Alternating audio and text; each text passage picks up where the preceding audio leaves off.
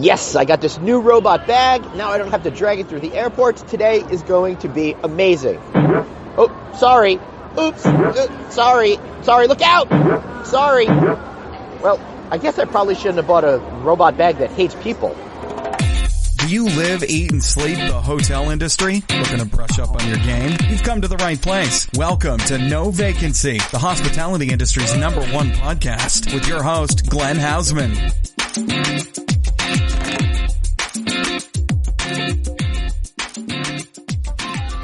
Hey everybody, welcome back to the No Vacancy podcast with me, Glenn Hausman. Excited, delighted to have you here.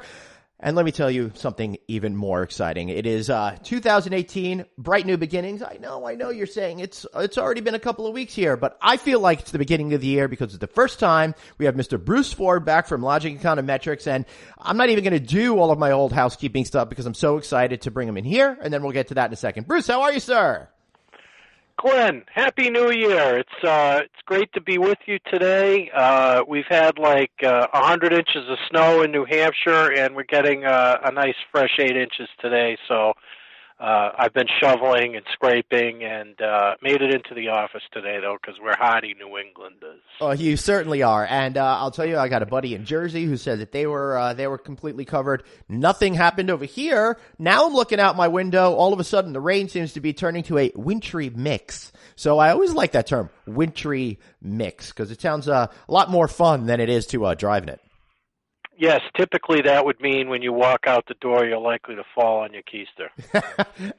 And I am much more likely than the average person to fall. That is absolutely sure. So before we get any further, I do want to thank Duetto for their continuing commitment to the No Vacancy podcast here. And of course, this show is brought to you in part by Duetto, the revenue strategy technology platform that, hey, thousands of hotels are using these guys, and they're beating the competition, they're making more money, and they're growing their revenue base. So you want to learn all about them, check out getrevenueresults.com. That's getrevenueresults.com, and learn all about what's happening with Duetto and how they can make some more money. And by coincidence, I've got a great podcast there up right now on the history of revenue management. Coincidentally, and I swear coincidentally, with the CEO of Duetto, Patrick Bosworth, all because I think they've got a great story to tell, and they're going to help you understand how revenue management works. It's not a sponsored episode, but really just an interesting episode. And be sure to check out the all-new NoVacancyNews.com. Let me know what you think. Bruce, hoping you're having a chance to check out NoVacancyNews.com, especially since we got a great video with you up there. Hello?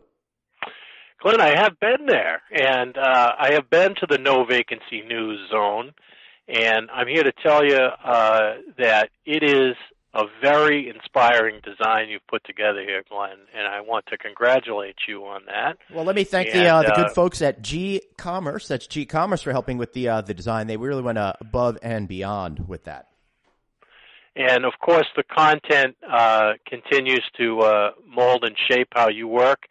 And it's a lot of new content that we haven't necessarily seen Glenn do before, so it's worthwhile for everybody to visit NoVacancyNews.com. And, of course, if you want to be a part of that, I'm sure Glenn has a way to put you in the proper light out there in the hotel industry, as we're all looking for our angle. Well, simply start off by texting the word hotel to 66866. That's the word hotel to 66866. You won't miss out on any content with our weekly wrap-up newsletter that's delivered to your inbox every Sunday night. Hey, and while I'm back to promoting stuff, Bruce, I'm really excited. I'm going to be at the AHOA convention, March 27th through 30th. We're going to be broadcasting from there. I'm excited because not only is the largest hospitality convention and trade show in the world, we're going to be there capturing stories and advice from among thousands of hoteliers living out their American dream every day, including some of the biggest names in the industry. And next week, Bruce, as this show is being released, I'm heading off to Amsterdam for the Service Department Summit Recharge and shooting a lot of videos for Here to Stay TV. Be sure to check out Here to Stay TV on YouTube for a whole other series of videos that you're not getting at NoVacancyNews.com. But Bruce, I'm pretty stoked to be going to Amsterdam because they are such a hive of creativity when it comes to the hospitality industry. Oh, for sure. You know, they have long almost created some ideas in the hotel business. For the first time, there was the Amsterdam was one of the first cities to really kind of create a hostel hotel that kind of reached really economy standards. They've had that for a long time. They also service departments are a big part of the inventory in Amsterdam. But additionally to that, it's so unique in that they're not necessarily doing just straight modern construction. They're integrating historical elements into modern design, which is always really cool to see. Yeah, absolutely. I'm looking forward. I'm staying at the Zoku Amsterdam, which should be a lot of fun. So expect me to be talking about what that experience was like. And if you want to learn all about it, I did a podcast with Hans Meyer. He's the head of that company. You can check that out. Check out our archives. It's back in August of 2016. So I think I'm going to try to catch up with him and shoot a video with him as well. I got some other cool stuff set for Amsterdam. But unfortunately, Bruce, with me being in Amsterdam next week, I'm not going to be at the America's Lodging Investment Summit next week in Los Angeles. This is a tragedy that I'm not going to be there, especially since I got to be out there pimping the all-new NoVacancyNews.com. Well, there was a band from the 90s, Glenn, called Extreme, and they had this song, "There's a hole in my heart that could only be filled by you." I'm going to miss you, Glenn. Going to miss you too there, Bruce. I'm going to miss you there too. Well, if I had the choice, that's a tough choice. I mean, Amsterdam versus California. But since it's been so freaking cold here in New Hampshire, sorry, I'm picking SoCal, baby. Okay, all right. I think that's reasonable, except, I've got this speaking gig. I've got these videos to shoot, so I had to make a choice. It was really a tough choice because I know ALIS is going to be great this year, especially with the way that the industry seems to keep moving forward, keep selling more rooms, seeing increased demand, raising those rates, and now we've got all of the potential benefits of the tax reform coming. If you want to learn more about that, check out my show with Chip Rogers, the CEO and president of AHOA, from a couple of weeks ago. We get into how that's helpful. So, Bruce, you think people are going to be in a good mood in Southern California at ALIS? Well, if I was an owner today, I'd have to feel pretty good because my upcycle has been extended. If I'm a management company, I have to feel pretty good because the opportunities to run hotels that may not have been meeting owners' expectations continues to change. Obviously, as a third-party management company today, the opportunities out there continue to evolve as we get more soft brands and we get more major regional brands. Mergers and acquisitions are very hot. Obviously, we've seen some rumors of some mergers and acquisitions, not much coming to fruition here in January as of yet, but of course, Choice announced late last year they were going to buy Woodspring Suites, which is another brand that was conceptualized by Jack DeBoer, who has now done, I think, 5 different extended stay brands over time, including being the gentleman who founded Residence Inn way back when. So I think Choice is going to keep expanding their brand portfolio. And I think what's interesting about Woodspring and kind of the economy extended stay segment, if you will, and of course you mentioned you're doing the service department things, which is service departments kind of is like luxury extended stay is the way we're starting to talk about it. We don't really have but there's a also luxury extended stay chain scale per se. Right. Okay.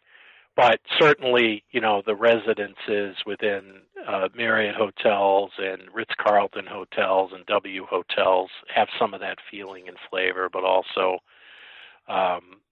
the economy chain scale of extended stay is also changing quite a bit as Extended Stay America has announced that they're franchising for the first time and moving properties around to franchisees, as well as a new prototype that they're developing and going to build some more corporate locations. They've renovated all the portfolio, and Woodspring has really kind of expanded from a group of half a dozen to 10 developers to now as many as 30, and they're opening properties outside of the regions they've been exposed to before. So they're really on a platform for growth. So, we're working the extended stay model very hard, and there's really so much to talk about there because it's part of dual branding. It's really a chain scale has taken off, and we could go on a whole podcast on extended stay, Glenn, but that's one of the things that a lot of developers are compelled with because the ADR potential is so good. Right, and also to throw in that you also don't need nearly as many staff in order to service the place. And, when it comes to service apartments in particular, nobody really expects any room, housekeeping service, for example. So it's interesting, it's compelling, and on the consumer side, I think it's compelling to me because it's kind of that bridge between the hotel industry and what you're seeing in the shared economy industry with the different products that are out there, such as Airbnb and those ilk. So fascinating, interesting to me. I'm curious if anybody at ALIS is going to be talking about that, or are they just going to be focused on the Woodspring deal and any other potential deals or deals that are going to be announced from the time we're recording this until the time that the ALIS event happens? I've been hearing a lot of rumors. People keep calling me on the phone all about different deals that might be going down. You think we're going to see a major deal completed either before this podcast is up or before the time ALIS is over? Well, there's certainly some capital floating around. There's no question about that. I still think we have some new brands to come out, Glenn. I think we'll probably see some new brand announcements here in the next 60, 90 days. I'm sure that we're going to see something at the you'll see something at the ALIS conference. I mean, some relaunching. Yeah, and Hilton, for example, has been talking about new brands. So I think that's inevitable. Sorry to cut you off, Bruce. Go ahead. Yeah, so I think relaunching. I think some new brands. I'd go back to one aspect of extended stay executive service departments there and just add in that a lot of people probably saw that Disney and Hilton both announced that they're going to no longer allow a guest room to go unchecked by staff for longer than 24 hours. So I wonder what that's going to have for an impact on a lesser housekeeping format and how that could work going forward. Of course, security on the minds of everybody with that kind of move, and I expect that that's probably going to get bigger, and there's going to be more to say about that from other franchise companies going forward too. So that's a story that's evolving. Right, I expect that to sweep across the industry over the next year or two, kind of like the no smoking hotels took over the industry. It used to be what? You're going to not have smoking in this hotel? The industry's over. I'm hearing that same kind of thing now with getting rid of do not disturb signs. But I have a feeling that a year from now on our first show that we're together, then I think we'll totally understand that this had to be done. Now, when I was in Las Vegas last week, I had the opportunity to talk to a number of insiders while I was there, and the evidence is mounting that the industry is most definitely going to go in this way. And I think what they're going to do, instead of getting rid of do not disturb, they're just going to change all of those signs to no service. So that indicates that housekeeping still doesn't have to come in, but is not giving the cue to the guests that there's any sense of privacy. And I wouldn't doubt that there's going to be another little disclaimer in very tiny legalese at the bottom of stuff when you sign your name to check into the hotel either. I think it's also a technology opportunity. Of course, this kind of technology has been around for a little while. It's been a little cost prohibitive for some people, but certainly you can integrate the lock in the energy management system and the front desk tools to know when people enter and exit the guest room. And I think that technology is going to begin to pervade a little bit more into the industry simply because it can signal the hotel that there's been activity, if you will, in the guest room, which I think really from the wellness check perspective is really what they're trying to figure out. They don't necessarily, you think of a 3,000 room hotel, Glenn, how practical is it to visit and open every room and walk in and walk out every single day? Well, it's not, and I think you're right. I mean, Wynn has the policy that they'll go in if they don't see a guest for 24 hours or something of that nature. Yeah. But when you're talking about integrating the systems, if they know a guest is coming in and coming out, then I guess they don't have to worry about that person being dead in the room. So they may not they may not go in every single day. But it'll be interesting to see what happens and if there's any legal ramifications once the policies change if the hotel doesn't spot something that could have been spotted. You would think so. So, just a recircling back on security, I think, is always something that is important at the property level. Threats change all the time, and the world evolves every single day. And I think keeping up with that is a good idea and a good refresher. So, I'd expect that to be a topic. If I was looking at other ALIS topics, really, Glenn, out there today, we continue to see modular construction be a topic. Obviously, Marriott has put out there that they have intentions and have agreements in place with a number of modular pod construction companies that are delivering as big as 700 square feet in a pod at one time these days. That's pretty serious. Yeah, and we're seeing more hotels go in that direction. It really does compress the timeline for construction. It makes sense in certain areas, not everywhere yet.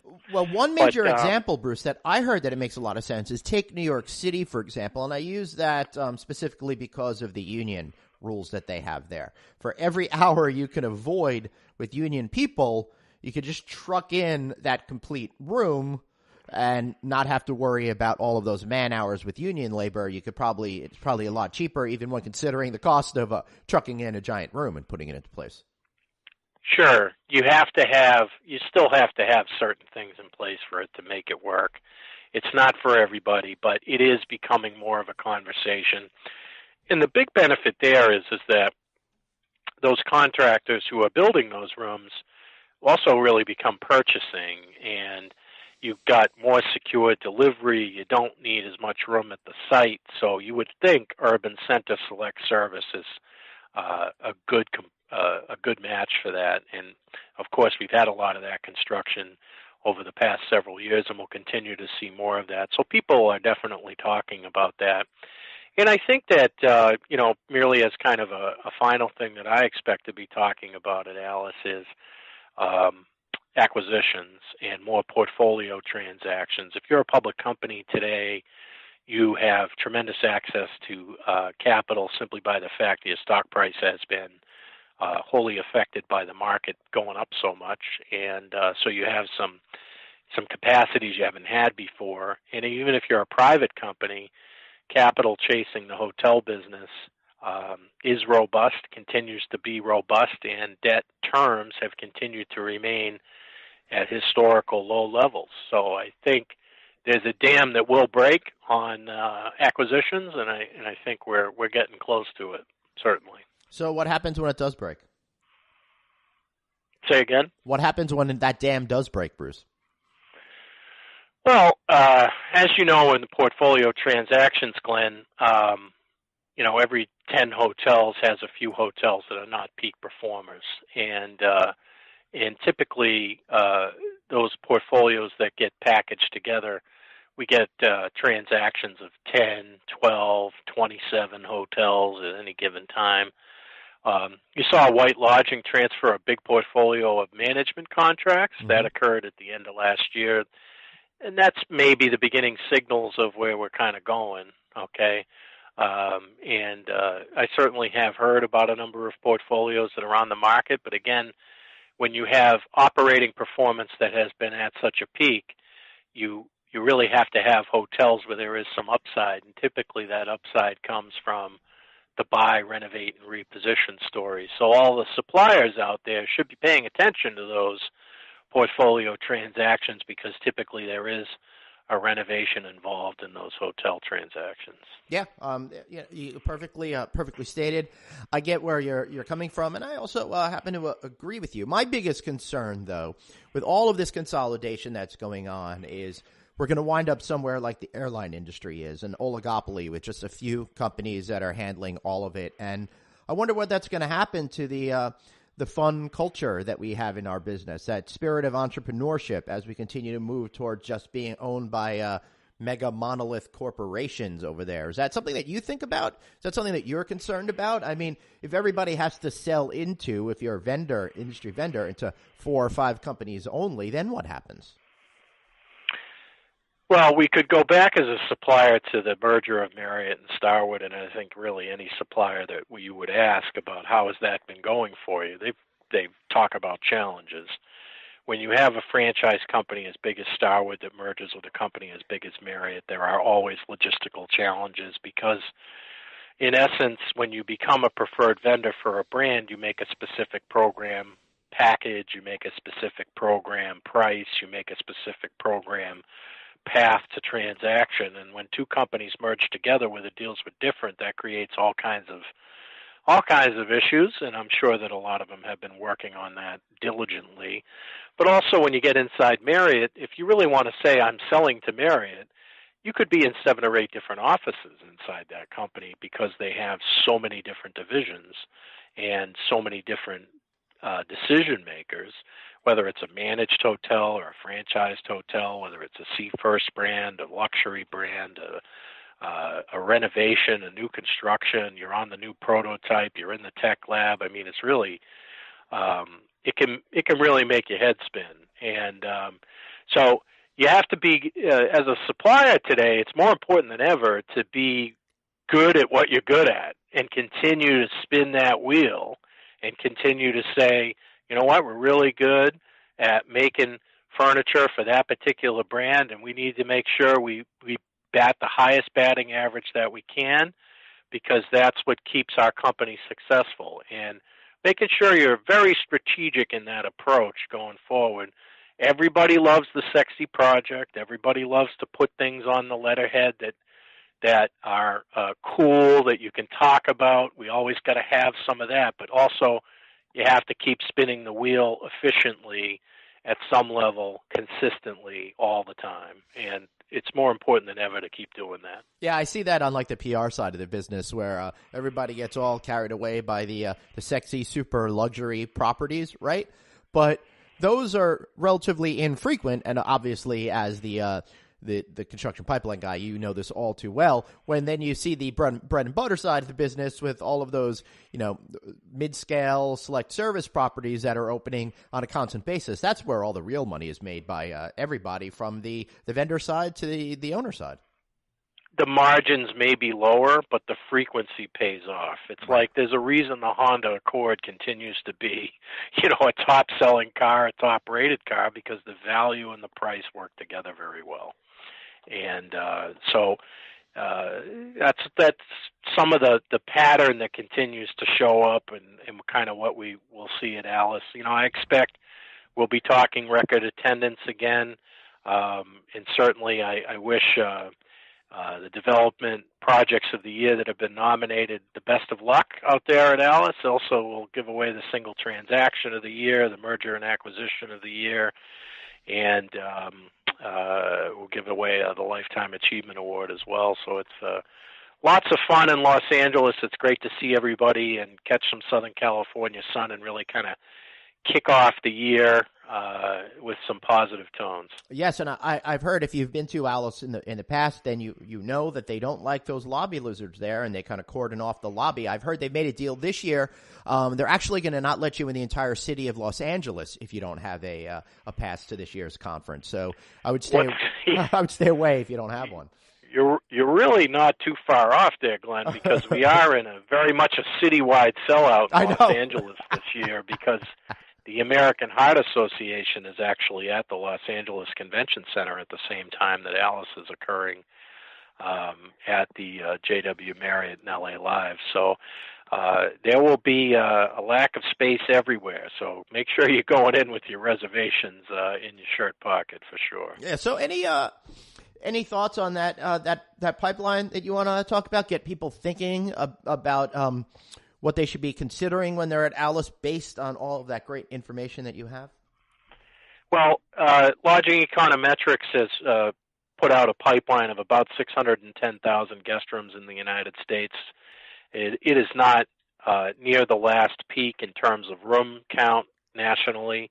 The last peak was 785,000 guest rooms in the pipeline in 2Q of 2008. I'm not sure we're going to get back to that peak. We probably still have some northbound growth. We may get to maybe 650 or 660 at some point, maybe early next year. We do still continue to see growth in new project announcements, and you will continue to see that as new brands continue to come out. We are anxiously awaiting the announcement of the first portfolio proclamation on the new Avid brand for IHG, AVID, their new mid-scale brand. They have yet to declare how many projects they have actually executed, as we'll hear about that in their fourth quarter earnings call on February 20th.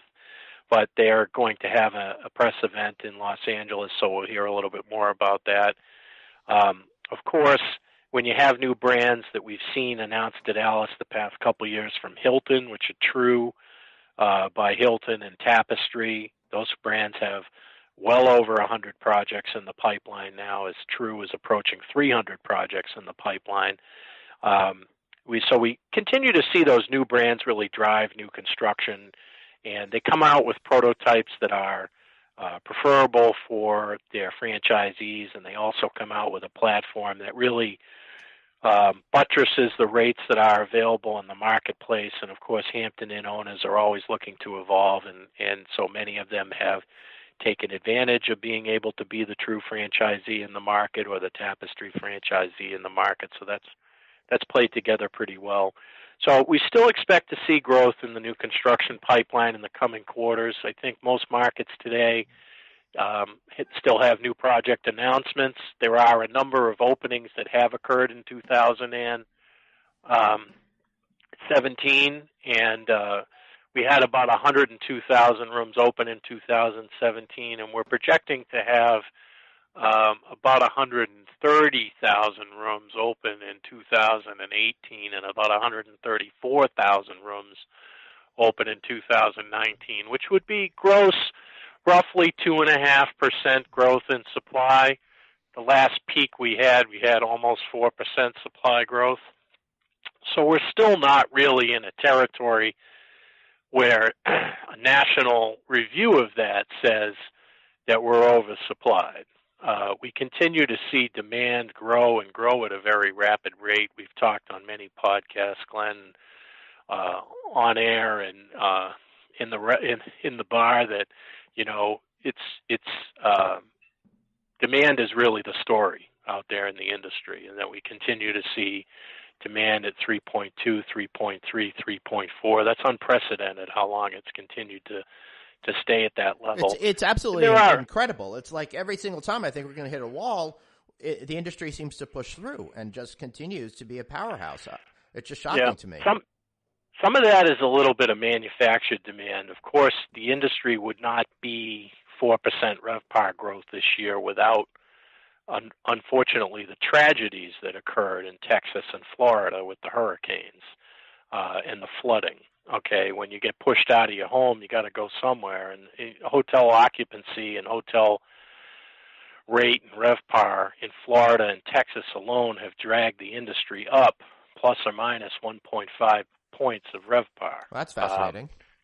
Yes, and so that is unprecedented, but also drags the industry up as a whole. So there are some markets that are beginning to slide into negative RevPAR, but some of that's from new supply, but also some of that is from just can't keep growing. I mean, you've kind of peaked off, if you will. And so the stories will begin to come a little bit more mixed, but if demand continues to grow nationally at 3.5%, it's going to be going crazy going forward. So it's all really good news, Glenn, and we're beginning to see some executive movement. I've seen a couple new companies announce that they're well funded and seeking acquisitions. So I expect to have a few more of those conversations out in Los Angeles. And we're always looking at the new prototypes and new remodeled room designs and how they can meet our needs, which continue to evolve, of course. Wow. I wish I could be there next week to see everybody rejoicing and have some drinks on their expense accounts because everyone's feeling so generous. But Glenn, we get to go to the California Lodging Investment Conference this year together. That's right. Full day event, March 8th. Be sure you check it out, cliconference.com. I'm speaking, Bruce is speaking, and if you use the code NOVACANCY, you're going to get yourself a discount. Make sure you check it out at cliconference.com. Bruce, I think that's going to be fun. It's about time somebody came up with a conference for California only, because as we say all the time, if it was on its own, the state, it's the 5th largest economy in the world. So it's surprising nobody before Craig Sullivan came up with this idea. Last year's event was exciting. It was great. It was different, sold out, and this year is going to be even better. Everybody can create their own economy around California, and I think the hotel developers there and the hoteliers there are unique in the aspects of how they work. They're unique in the aspects of how development works out there. And, of course, they have some of the most beautiful part of the country helping them out. So I'm really looking forward to premiering at the CLIC conference this year for the first time in March, as I like to say. But, Glenn, you and I have a few more dates on the calendar that we'll be able to get together. So I'll enjoy Southern California. You enjoy Amsterdam, my friend. And let's get you back after the ALIS conference and find out exactly what happened, because I'm going to need to rely on you here. I could give you all the scoop on what's happening from Amsterdam, assuming I ever come back from there, because I do love that town. It's such a great city. I'll put a few dollars on you coming back. All right. I'll come back. If for no other reason than just so you can win a bet. So, any final words, Bruce? How about how can we find you? Go Patriots. You can find us at lodgingeconometrics.com. Please feel free to join our LinkedIn network. We often issue press releases and nuggets through LinkedIn, and it's a great way to stay abreast of the latest news and notes on the industry. And, of course, you'll see me or hear me periodically on the No Vacancy podcast. And soon enough, Glenn, I hope you and I have a big announcement for the industry about some things you and I may do together in the near future. Well, I'm excited about all of that potential and lots of other exciting things that we're doing here. You know, if you like this show, be sure you check out. We're running the Check In California radio show created by the aforementioned Craig Sullivan, who does a CLIC conference, as well as Rad Gantos, a great designer from Rad Gantos and Associates out there in California. Love that show twice a month, and we will be bringing that to you here all the time, as well as lots of other great things that are happening. Man, it feels so good to be on the upswing here before being rejected en masse from society. So I'm going to live it while I can. I want to thank you for helping do everything terrific with us, Bruce. It's been great. It's great doing lots of stuff with you.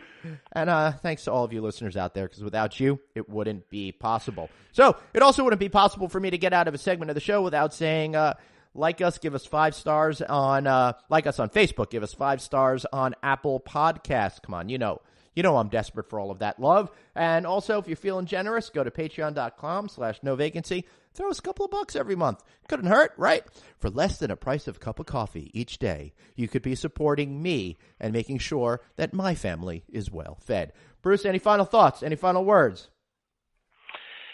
Well, I'll only tell you that I'm going to get a suntan and you're going to get another kind of tan. So enjoy it. All right. Thanks a lot. And everybody, I want to thank you for listening. Stick around because we got another great interview coming up right after this commercial break. Have a question for your host, Glenn? Tweet him now at Traveling Glenn. No Vacancy, the hospitality industry's #1 podcast. We'll be right back. From Eureka to San Diego and Malibu to Bakersfield, the California Lodging Investment Conference, CLIC, is one of a kind, focusing exclusively on our Golden States hotel market. CLIC was launched in 2016 by Craig Sullivan, a seasoned hospitality industry professional, to harness the knowledge of our industry leaders, support our community, and educate emerging talent. CLIC brings together lodging professionals from California and beyond for one day of learning, professional development, and networking. If you are an owner, operator, investor, broker, developer, lender, management company, brand, or professional services provider, you should plan on attending Click 2 on March 8th, 2018 at the Hilton Irvine Orange County Airport.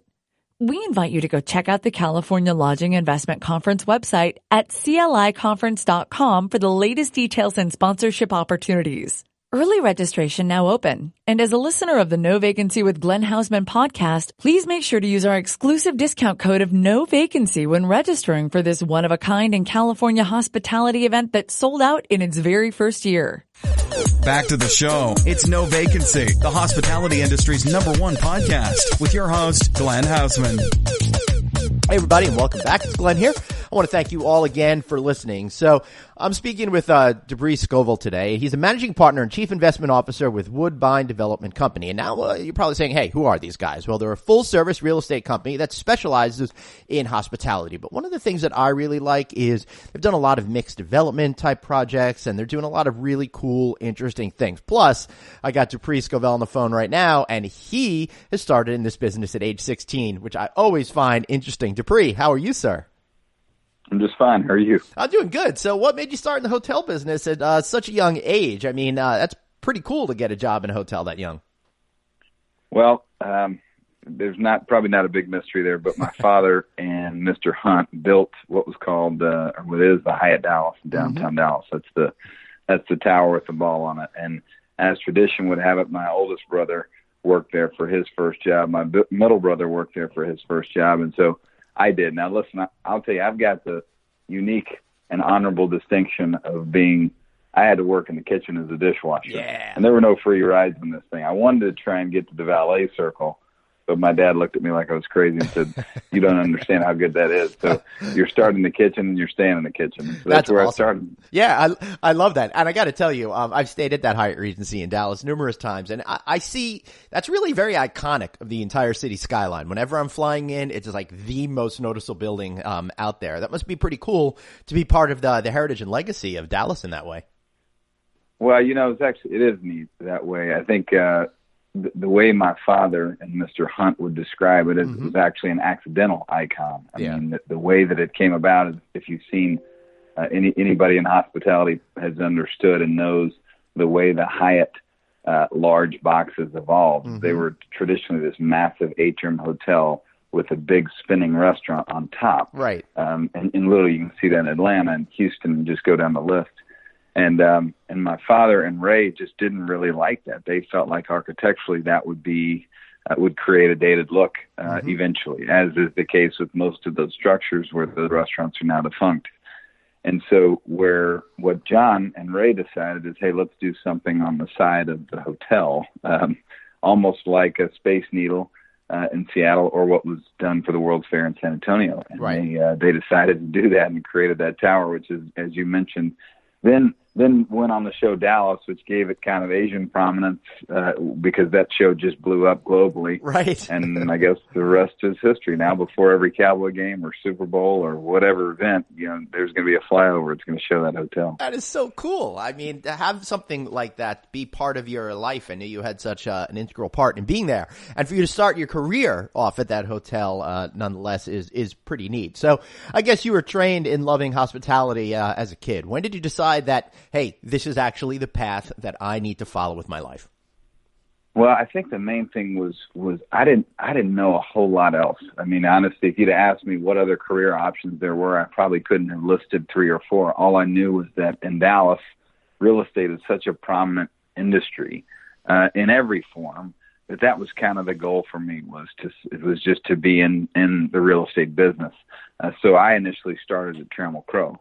And was working there, which is it's just known as an incredible training ground, and it's just such high quality individuals, and has honestly spun off, dozens of different real estate companies. So I got started in that side of the business, and then eventually came over to hospitality. Once I shifted, I think that's when I realized that there was this passion, and that there was almost part of your DNA that you grow up around. And once I finally came back to, or I at least came to work for Woodbine, and quote unquote kind of came back to hospitality, if you will, after being a dishwasher, I think it was one of those things where it was like, oh, this is what I've been missing. This is what I really want to do for the rest of my life. Yeah, for sure. That is so that is so cool. So you've been pursuing it ever since, which I really love. And you guys have done some really fun, fascinating, interesting projects. For those of you listening that don't realize, the Hotel Emma in San Antonio is a property that you folks have done. I love that. The Hyatt Regency, the Hill Country Resort and Spa, also in San Antonio, which is a great property. I just said those two San Antonio properties by coincidence, but the Westin Kierland Resort and Spa, very classic property. And also you guys have been investing in AC hotels as well, which I find interesting. What do you like about that particular brand? It's a super interesting model. I mean, we talk about this a lot, but first of all, it really hit the sweet spot in terms of where I think, they talk about in our world, you got this brand stratus type of thing where you're basically trying to cut up the customer world as in many ways as you possibly can. Right. And it becomes really gray at the end of the day. But I think AC just hit a sweet spot that other folks weren't hitting. It's really above select service and below full service. But I think the secret sauce there is it operates like a select service hotel. And that's kind of where the magic happens, honestly, is now you're running a hotel that looks and feels and acts like a full service hotel from a design standpoint, but it operates like a select service hotel. And I think the customers and the rates are reflecting how positive that brand is going to be received. And I wouldn't be surprised if that'll be, behind Courtyard, because that was just a unique time in history, probably the most successful brand launch that I think Marriott has ever seen. I mean, if you look at their pipeline, it's something like, it's over 100 hotels in the pipeline. It's already, over a dozen that I think have delivered, and who knows how many that are under construction now. But we found a sweet spot there, developed two, have two under construction, and really see a good future for that brand. Yes, I do too. I think it's really a fascinating brand to look at. I want to talk a little bit more about that in regards to that select service, full service kind of nature to it. One of the things that I've noticed in this business, and I've been calling these hotels quasi full service hotels for a good decade or more, because I really feel like when you have brands that bridge the gap in between those,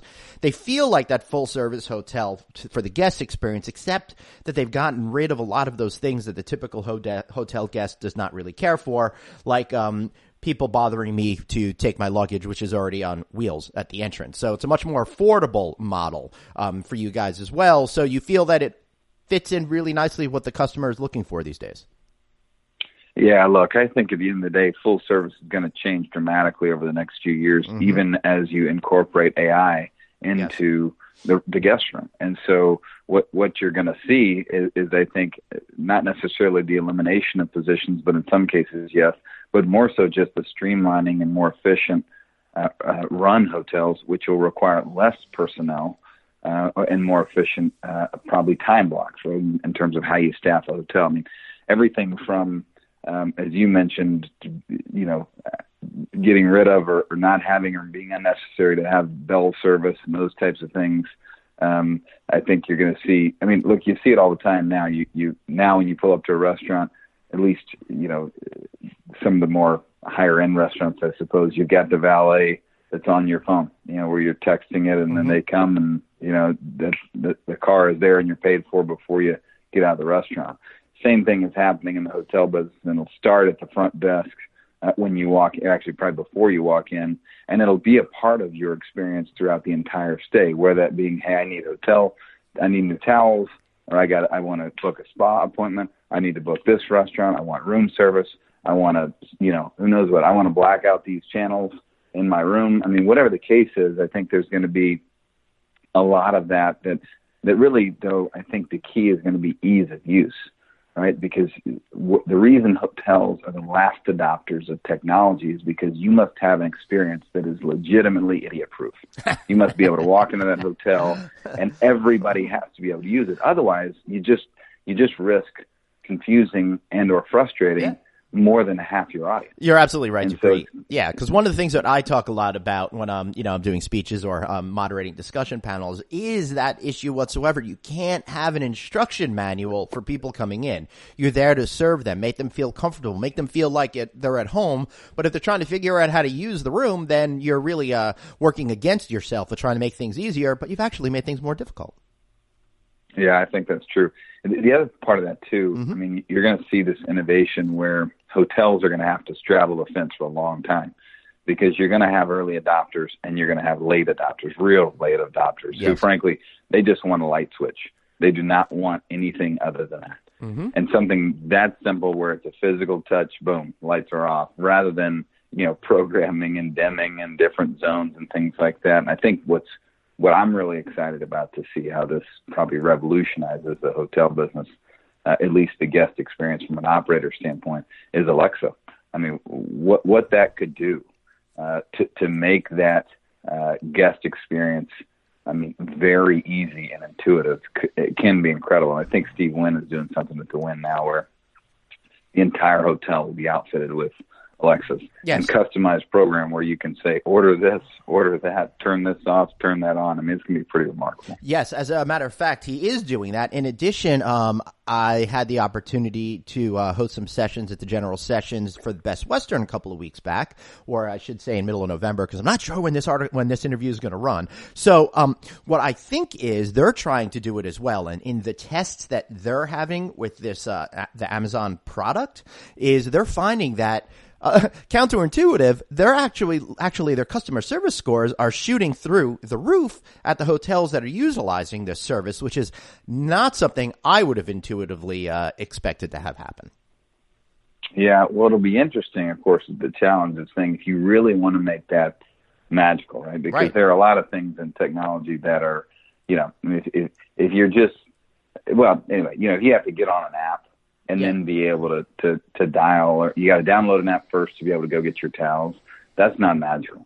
To be able to walk in your room and say, towels, please deliver me 3 towels. That's magical. And now I think take that a step further when you want to really customize it and say, play my playlist, whatever that is. Like that's when it's really interesting. The problem is, of course, is now you've got to figure out, unless there's some way, which I'm sure there will be, where Alexa can recognize your device when you walk in that room and now it knows that, oh, Dupree, you're staying at my hotel. Great.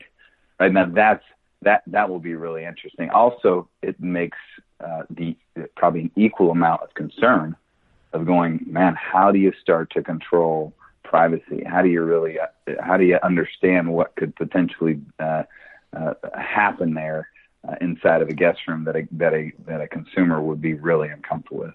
I think I agree with you on that as well, because there is something to be said about that thing listening to you all the time, right? So, if I'm plotting my next podcast and how I'm going to take down my competition, I don't want that getting out necessarily. And I'm saying that is a very rather benign thing that can happen in that particular environment. So yes, that is a concern. But at the same time, Dupree, I think our notion of what privacy is shifting as well, in aggregate when we're looking at society, especially younger people. Would you agree with that assessment?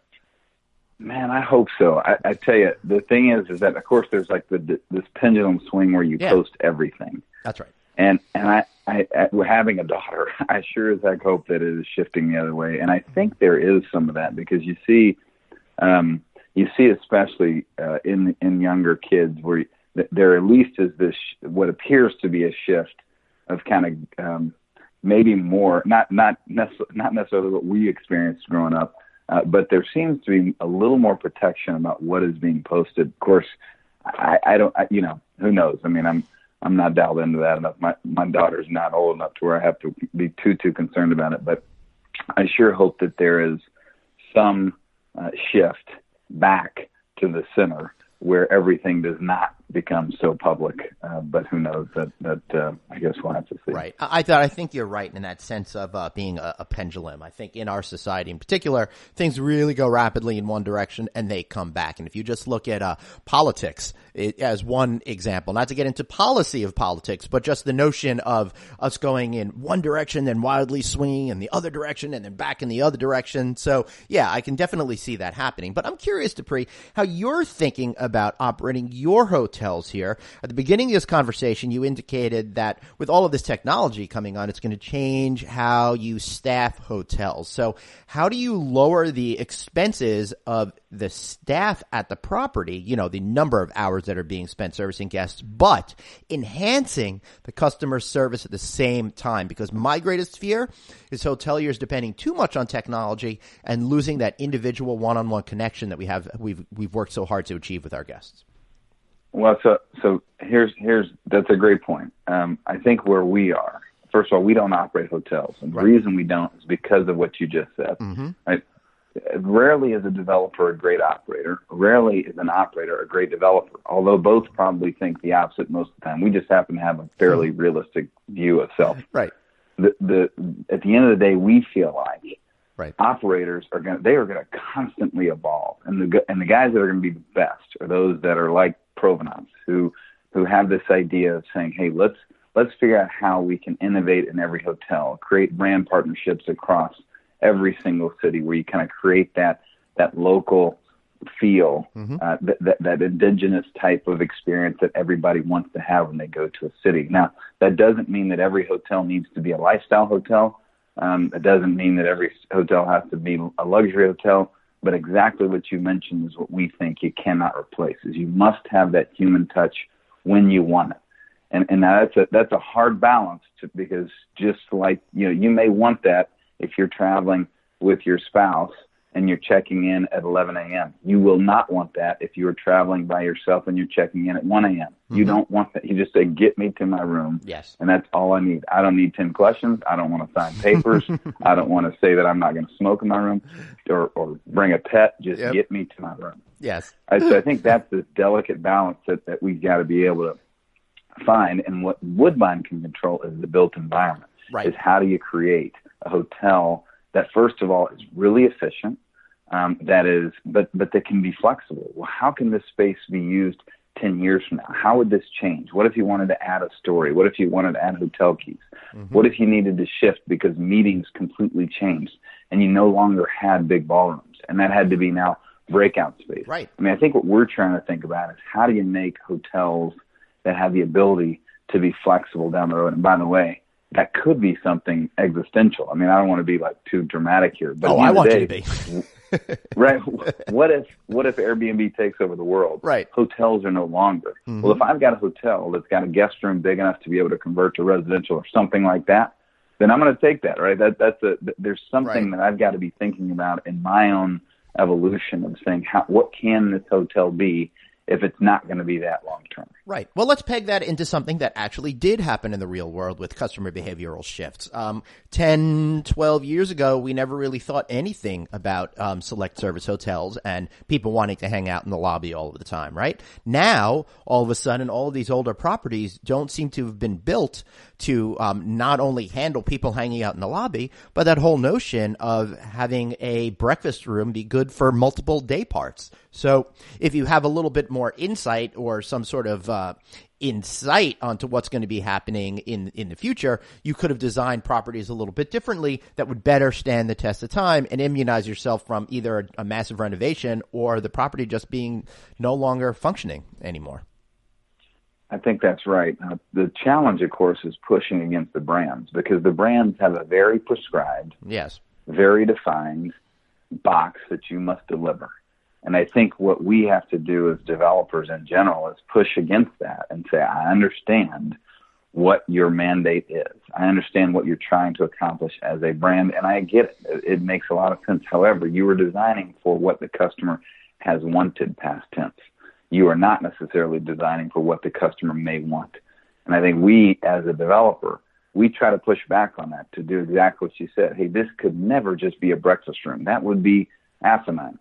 What we must do is say that breakfast room needs to be three things. Mm-hmm. It may need to be a bar in the evening. It might be a meeting room before 11 a.m. or who knows what. But it's got to be able to flex and turn and spin and change, throughout the day, so that now the square footage that I'm developing is maybe 10 or 20% less than what probably would have been designed if you just followed the letter of the law of what the brand required.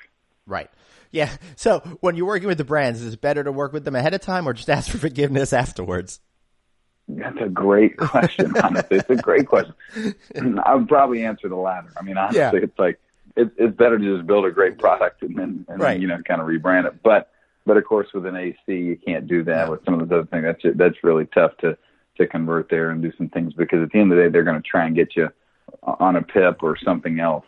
And so it's kind of one way or the other, you're going to face the music. But I think there are certain brands that have shown a propensity to really work well with the developers, and and I think that relationship is always important in trying to kind of create that push and pull, and usually there's some accommodation there, and as with any business relationship, there can be tension and there can be conflict, but I think everybody kind of working together usually gets solved. I think so too. And that's actually one of the things that I've noticed in my entire career in the hospitality industry. I feel like it used to be more of an antagonistic relationship between owners, operators, and the brands. Now it seems like they're a lot more on the same side, looking to achieve the same sort of long-term vision, because they all understand more keenly how critical it is for them to get along in terms of creating a property that customers like, because in the end, that just makes everybody more money. So I wanted to talk to you about the latest project that you have going on right now. You've already done, since 1973, the company has done $7 billion in commercial real estate projects, including repositioning and renovation of over 17,000 hotel rooms. Now you've got, you just opened Mountain Shadows, which you combined with Restaurant Hospitality. And I'm excited to hear a little bit more about that particular property. What's it like to take a resort that had a notable following and kind of transform it into something that's going to appeal not just for 2017, but in 2027 and 2037? Well, look, I don't know. I'll tell you this though. When we took it's going to be a great conversation. I don't know. Yeah, that's the reality. We took a lot of. I think we took a lot of risks there. Right. For one, I think what we saw there. Normally, what you do when you got a hotel, like Mountain Shadows, which was the original Mountain Shadows, which was I think one of the first Marriott. Yeah, right. It was a great kind of Hollywood haunt. They had this. It was kind of the destination in terms of luxury resorts in Arizona. But of course, what happened is the hotel fell into disrepair, and then ownership changed, and then sold, and then eventually closed. Now, normally, when you got that kind of a story, that brand name is tarnished forever. Right. But what we found that was so surprising here is that for some reason, the Mountain Shadows name had this great brand equity that was really positively received in the community and even regionally, right? I mean, not necessarily nationally, because it didn't always have that reach. But I found that interesting, because normally, if you're a hotel guy, you don't want to play defense. Right. You don't want to say, no, it's not the old Mountain Shadows, it's the new Mountain Shadows. Yeah, a lot of wasted energy and money. Yeah, totally. Exactly. This is X, branded new, everybody discovers it. Mm-hmm. But what we found is that there really was still a very positive tone to the name, so we kept it. So then it became, how do you take that risk now architecturally from a design standpoint, again, talking about the built environment, what risk can we take that we think can set this resort apart? Mm-hmm. And so we did a handful of things. I mean, I don't need to go into all of them, but at the end of the day, this is a very modern, very sleek, very contemporary structure. That's not common in Phoenix. Like, Phoenix is all desert. I mean, everybody, it's brown, it's probably Spanish tile roofs. Right. It's a lot of, everybody it's a lot of the block of stuff. It's all the same stuff. And so we felt like, let's really take a risk, knowing that you were going to have an audience that does not like that will not appreciate that, doesn't want anything to do with that. Mm-hmm. And that's okay. And for us, we're like, look, let's just be what we want to be. Let's go after an audience that we know will appreciate this. And let's create a really, hopefully a loyal following in that regard. I think the other thing, too, is that what you see in Phoenix a lot, because it's really the birthplace of mid-century modern, is you see just an overhaul on mid-mod type of design. And so from that standpoint, we said, look, we want to nod to that, and we want to have a really, I think, subtle nod to mid-century modern, because that would be probably inappropriate if you didn't. Right. But we didn't want to go overboard. I mean, our partner Westrock did a hotel called Hotel Valley Hope, which is, I mean, literally, it's like stepping back in time. Right. And I think that's appropriate and fitting for that environment. We didn't want that here. We felt like this needed to be a little more subtle. And so that's the I guess, the direction we went to with the interior design. And then I can talk about some of the rooms and things like that we did. But I do want to talk about it a little bit more, but the design does complement the architecture of the building. So if you take a look at the pool area, which I think you call the Citizens Club, right? I mean, you're surrounded by late 1950s era architecture and style, but even the lounge chairs are kind of like saying, oh, this is like a little bit mid-century modern, but we're not going overboard here. And you see that through the design in the lobby that you have, for example. Again, subtle little cues that makes it fit well with the architecture, but also I think places it firmly within 2017 and beyond. So I like it. I love the colors. I love the feeling of it. It's very bright. You say bold and unmistakable on it, so I'm just going to copy those words because it's definitely a bold look, but in a way that's very approachable and comforting and feels simultaneously of today, but also of yesteryear as well, to acknowledge the history of the property. So I think that's a long way of saying, hey, nice job. Well, I will tell you this. Worth noting. Yes. It took a long time to get there. I mean, that project literally we started like 7-8 years ago. Wow. From the point that we originally sent an LOI, started negotiating, went through years of negotiation with the seller, who was difficult, but at the end of the day, fair, and acquired that site, worked with the town. Went through the whole process, then designed it. Then once we opened, I think we saw there were many things that we missed.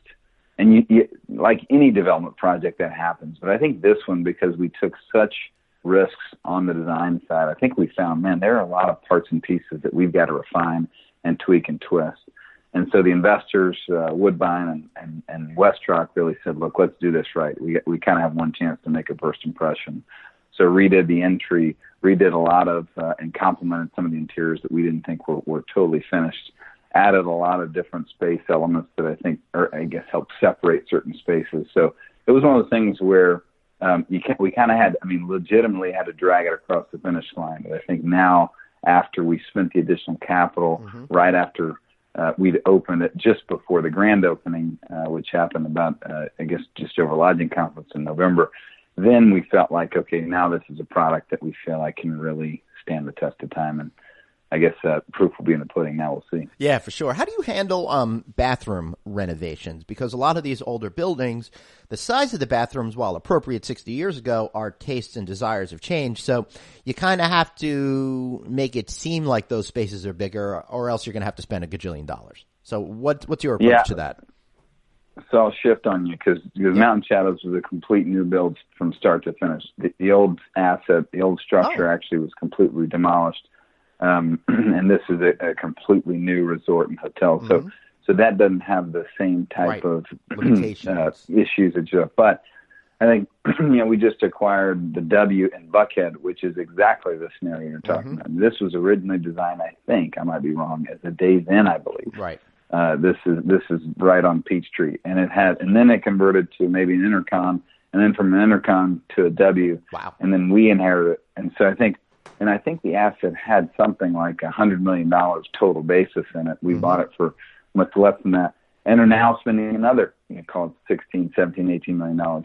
The majority of which will be to get rid of P-tax and now go into those bathrooms and really do some major work there.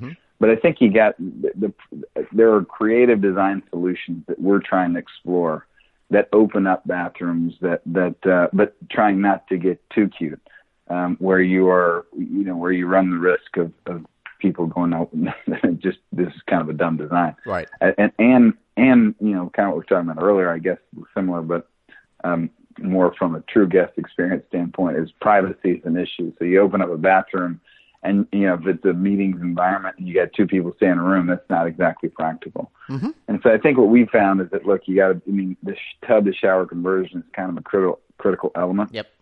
Almost anywhere. Yep. And now it becomes, what are those design solutions that can make a small space feel much larger? And by the way, that used to be just kind of a smaller sink, but I don't think that works anymore. You got to be able to, because you really have to be able to do a lot of things, whether it's providing shelf space and, having that nicer bathing experience, having a bathroom that doesn't totally get fogged up where you got good ventilation. So there's a lot of those challenges that I think we found hard to manage. But at the end of the day, you kind of have to do it because the guest experience in many ways revolves around what the bathing experience is or isn't. Yes, it's true. And one of the things that I talk about, a lot to people, and we've addressed on this show before, is, in your waking hours, you spend a lot of time in that bathroom compared to other areas in the room very frequently, especially if you're at a meetings scenario. So it has to be done carefully and interestingly. Yes, go on, please. So I think shifting there, because that, frankly, just now if you were editing this, that section is probably not all that interesting. There's not a whole lot of great content there. But shifting back, if we were, cutting back into Mountain Shadows, I would say what we did do on the bathrooms there is we were actually kind of had finished plans for what was a standard bathroom. Not really large, not really small, but something that we felt like was adequate. And our partner, actually, Scott Lyon, he said, look, I really think we need to flip this bathroom around. We need to increase it by 20 or 30%. He was passionate about saying, let's really make this just an awesome experience. And so what we did is we did that. We increased the size of the bathroom by about 20%. We actually put the shower on the outside, meaning like basically in the middle of the room, a glass box that has a curtain where you can create that privacy so that when you walk in the guest room, you're actually coming into the bathroom, but it's almost like its own compartment, much like you'd feel almost like a junior suite. So on your right, you've kind of got this powder area. On your left, you've got the makeup mirror, the water closet, and then, of course, the shower. And the shower is massive. Right. And so that experience, I think, was actually really important for us to add. And then in many of the rooms, you actually have a bathtub enclosed in this kind of like beautiful hex tile floor to ceiling that actually has a window view of the mountain of Paradise Valley and Camelback Mountain. So the idea there was saying, let's really go over the top on the bathing experience and really make that as luxury feeling as we can. Because what we try to do, I think this is kind of an important point, what we try to do is say, look, we want to punch above our weight class. We want to build to a 4-star level, but really compete at a 4.5-star level. That means controlling costs and being really, really specific about where we spend dollars. And the bathroom, I think, is the place where you, exactly to your comment, where you spend a lot of your waking hours there, at least in the hotel room, right? And then you're usually out the door. Right. And that was the thought of saying, hey, let's make that over the top. Let's go long on finishes there and really try and be smart and save in other areas.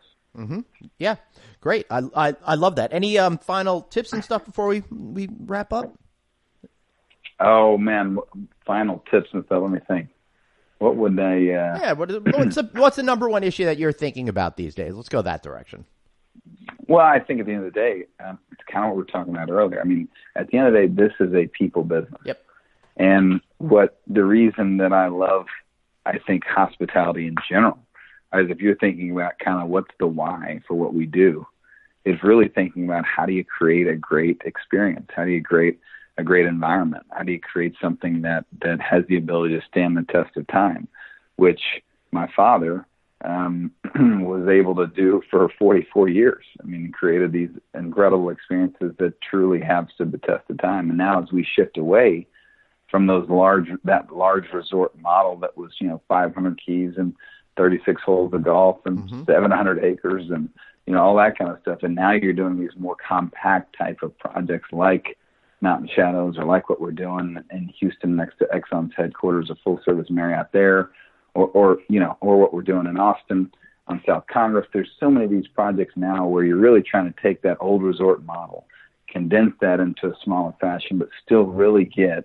and create something where guests leave there and go, wow, this is special. And I think we've seen that in Hotel Emma or in Old Number 77 in New Orleans or in the Sentinel in Portland. We've seen some of those things I think people can touch and feel and go, this is a special place.